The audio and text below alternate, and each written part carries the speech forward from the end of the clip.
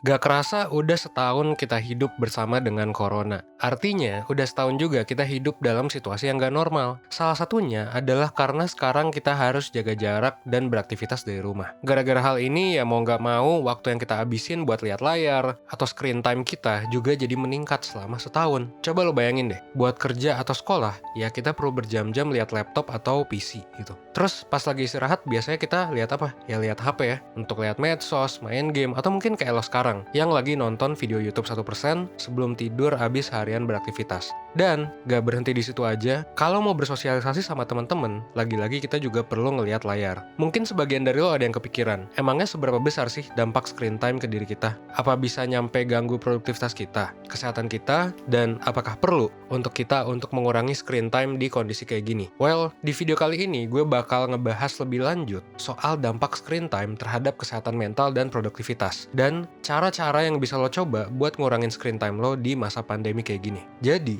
buat lo yang masih harus kerja atau belajar online, lo tonton videonya sampai habis supaya lo bisa dapat keseluruhan insight-nya, dan ya seperti biasa ya, lo bisa dapetin promo menarik di akhir video.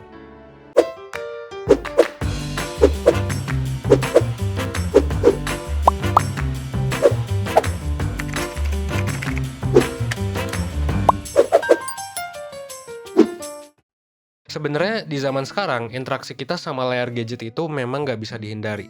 Kalau diinget-inget, sebelum pandemi pun kehidupan kita juga udah banyak menatap layar. Bahkan sebenarnya kita bisa produktif selama pandemi ya berkat gadget juga gitu. Cuman memang setahun ke belakang, waktu yang kita habisin ya jadi lebih intens aja gitu. Jadi screen time itu bukan sesuatu yang harus banget dihindari. Cuman ya memang perlu diketahui resikonya apa dan gimana cara ngontrolnya. Ya ibaratnya kayak naik mobil aja gitu. Kalau kita naik mobil, meskipun ada peluang kecelakaan, ya kita tetap perlu buat naik mobil kan. Asalkan kita tahu resikonya apa dan gimana cara naik mobil yang benar supaya kita bisa ngindarin resikonya. Karena itu di sini gue mau ngebahas dulu nih soal apa aja dampak dari penggunaan screen time yang intensif dalam jangka waktu panjang, khususnya pengaruhnya ke kesehatan mental dan produktivitas. Oke. Pertama, berbagai penelitian itu nunjukin kalau screen time itu bisa nurunin produktivitas. Kebanyakan lihat layar bisa bikin kita ngerasa pusing atau sakit gitu. Kalau udah kayak gini ya akhirnya jadi capek dan susah buat produktif. Gak cuma itu aja, banyak dari kita yang mungkin juga ngerasa jadi susah fokus karena banyaknya distraction gitu, distraksi yang ada di layar yang bikin kita susah buat fokus nyelesain kerjaan. Selain itu, ngelihat layar sebelum tidur juga itu bisa bikin kita susah tidur dan bahkan ngurangin kualitas tidur kita. Kenapa? Ini terjadi karena pengaruh dari cahaya dan banyaknya informasi yang kita terima ketika kita lagi ngelihat layar. Akhirnya, kita jadi ngerasa capek dan susah buat fokus ketika kita kerja. Selain nurunin produktivitas, kebanyakan screen time juga bisa nurunin kesehatan psikologis kita dan bahkan memperburuk kondisi kesehatan mental kita di tengah pandemi ini. Kenapa? Ya salah satu alasannya berhubungan sama produktivitas tadi. Coba bayangin deh, kalau lo kurang tidur dan gak nyenyak tidurnya gara-gara kebanyakan lihat layar, ya pas bangun, akhirnya lo jadi ngerasa capek, ngantuk, dan susah fokus. Kerjaan-kerjaan lo pun jadi lama selesainya, atau bahkan jadi nggak selesai-selesai. Nah kalau udah gini ya kerjaan jadi makin numpuk kan, dan lo juga bisa jadi cemas dan stres. Padahal mungkin tanpa kerjaan numpuk pun mungkin lo udah sering ngerasa cemas dan stres ya, gara-gara pandemi, dan gara-gara mungkin masalah yang lo alami. Gak cuma itu aja, kekurangan tidur gara-gara screen time juga punya dampak ke kesehatan mental kita. Karena resiko buat mengalami kecemasan dan bikin kita kesulitan buat ngatur mood itu meningkat juga gitu. Jadi, kalau selama kerja atau sekolah online lo suka ngerasa jadi lebih gampang marah atau sedih, ya bukannya gak mungkin ini terjadi gara-gara screen time yang berlebihan. Nah, karena itulah, gak heran juga penelitian lain itu nemuin kalau peningkatan screen time itu bisa ningkatin resiko terjadinya gangguan kesehatan mental gitu. Karena salah satunya depresi gitu. Nah terus gimana dong cara mengatasi masalah screen time ini? Well, hal pertama yang bisa lo lakuin adalah dengan sadar gitu berapa lama waktu yang lo habisin buat screen time, dan buat apa lo banyak ngabisin waktu depan layar. Ini bisa dilakuin dengan cara lo pakai aplikasi digital, kayak misalnya menu screen time di iOS atau digital well-being misalnya di Android gitu. Dengan lo sadar penggunaan screen time itu sebaiknya dilakukan seberapa sering gitu ya, dan kayak menyadari penggunaan screen time lo, itu akan bagus gitu. Karena seringkali kita nggak nyadar sama penggunaan screen time kita. Dan akhirnya kita lebih banyak natap layar buat ngelihat hal-hal yang mungkin sebenarnya nggak penting-penting banget gitu. Kalau udah nyadar, mungkin juga kita jadi bisa lebih ngontrol gitu kan screen time kita supaya memang dilakuin buat hal-hal yang penting aja. Nah, hal lain yang bisa lo coba buat lakuin adalah lo sadari tujuan utama lo pakai screen time itu ngapain, dan lo prioritasin buat itu. Misalnya nih, kalau tujuan utama lo nggunain screen time adalah kerja, ya lo prioritasin screen time lo buat itu, dan hindari menggunakannya buat lihat-lihat yang lain. Untuk ngebantu lo ngelakuin hal ini, lo bisa coba nih buat nurunin distraksi di gadget lo, misalnya dengan matiin notif dan lain sebagainya. Dan selain ngelakuin hal-hal tadi, lo juga bisa untuk coba bikin waktu sakral, di mana nggak boleh nih, haram nih hukumnya buat lihat layar. Misalnya pas lagi makan, pas lagi pacaran gitu. Dan lo juga bisa jadwalin waktu istirahat tanpa layar, di mana di situ lo udah ngejadwalin kegiatan lain kayak misalnya masak atau berkebun misalnya gitu, atau apapun ya. Lo juga bisa coba terapin break pendek secara teratur kayak pakai teknik Pomodoro gitu ya. Misalnya istirahat sama 5 menit, 25 menit kerja gitu.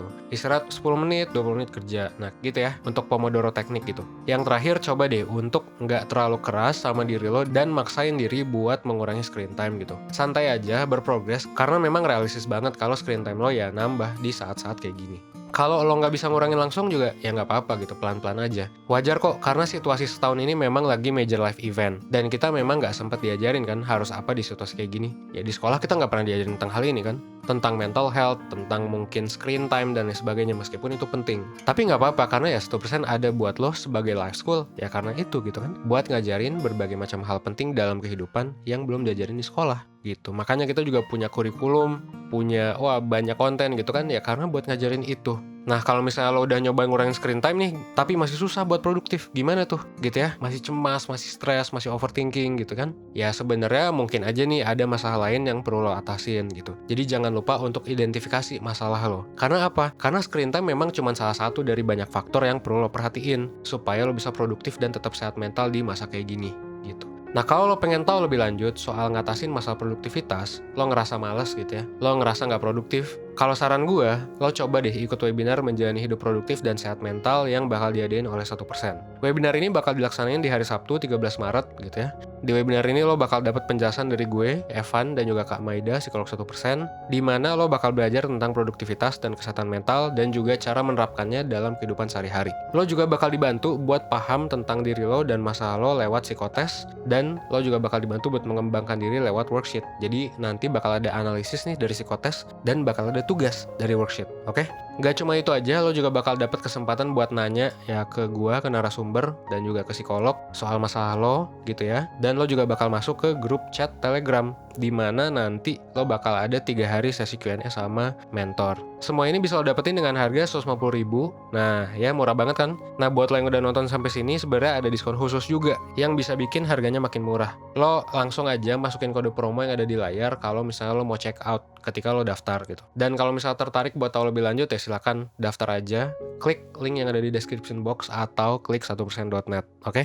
Mungkin sekian dulu dari gue. Intinya peningkatan screen time di masa pandemi ini wajar sebenarnya. Tapi ya kalau misalnya nggak dibatasin, kalau misalnya lo terus-terusan gitu ya, bisa jadi bikin lo nggak produktif juga gitu. Jadi coba kurangin dikit aja dulu, minimalisir kalau memang perlu gitu ya. Dan berproses dikit-dikit juga nggak apa-apa. Yang penting lo berproses lebih baik, seenggaknya 1% setiap harinya. Oke? Akhir kata, semoga video ini bisa ngebuat lo belajar ya, dan berkembang menjadi lebih baik, seenggaknya 1% setiap harinya.